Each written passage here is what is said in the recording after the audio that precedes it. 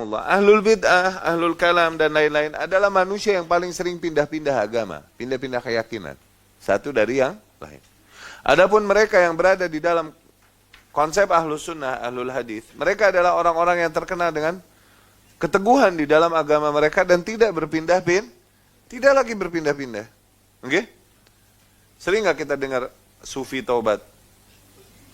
Sering kan sufi taubat kemudian jadi ngaji sunnah, gitu kan? Syiah taubat ngaji sunnah, gitu kan? Ulamanya lagi, ulama Syiah, imam Syiah taubat masuk ke barisan ahlus sunnah, sering kita dengar kan? Wah dia nih, pembesar sufi taubat, begitu kan? Pembesar Qadianiyah tuh Ahmadiyah. Ahmadiyah ini bukan Islam ya akhi, fix bukan Islam. Ada yang taubat kemudian masuk kepada barisan kita, sering nggak kita dengar gitu? Okay. Ada nggak orang dari salaf taubat terus masuk ke Syiah? Pernah dengar nggak?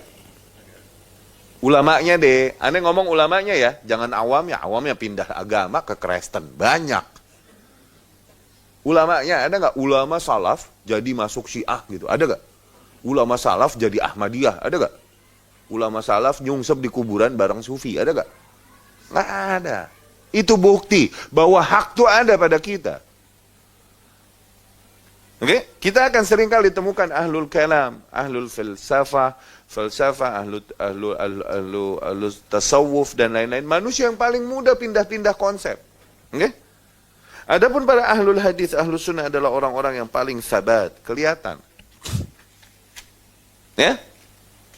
Nah, di sini juga disebutkan tokoh-tokoh, ulama-ulama besar, ahli kalam yang akhirnya mereka taubat sebelum masa akhirnya. Mereka bertaubat dari ilmu tersebut dan kembali kepada jalan hak, yaitu jalan salafus saleh. Nih, diantaranya pernyataan Abul Hasan al-Asy'ari sendiri, nanti dibaca.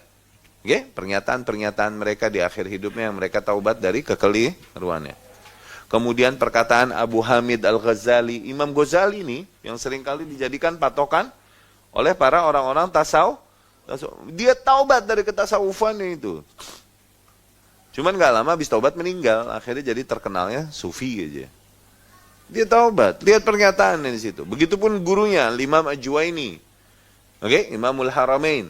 Al-Imam Al-Juwaini bertaubat juga dari kesufiannya dan kemu'tazilahannya. Kemudian juga Abu Abdullah Muhammad Ar-Razi. Oke, dia bertaubat dari ilmu kalamnya. Dan masih banyak yang lain lagi.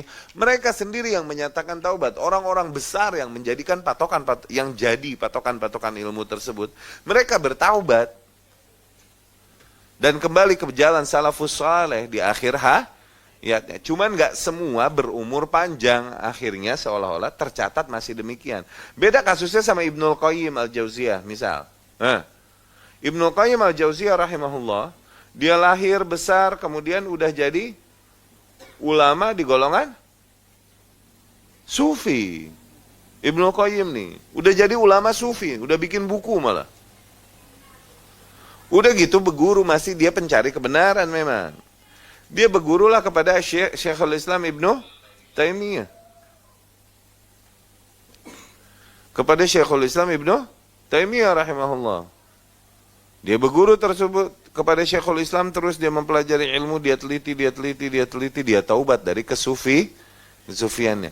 Tapi tapi umurnya masih panjang, no. Akhirnya sempatlah dia revisi kesufiannya dulu. No, terkenallah dia sekarang sebagai Imam Ahlus Sunnah yang di atas manhaj salafus saleh. Padahal ahli aslinya sufi. Nah, Imam Ghazali taubatnya udah dikit lagi meninggal. Buku Ihya Ulumuddin udah keburu kesebar. Nggak lama meninggal. Oke? Akhirnya mereka mengenang bahwasanya Imam Ghazali masih berada di atas hal demikian, padahal itu adalah hal yang dia sesali di masa akhirnya. Ya.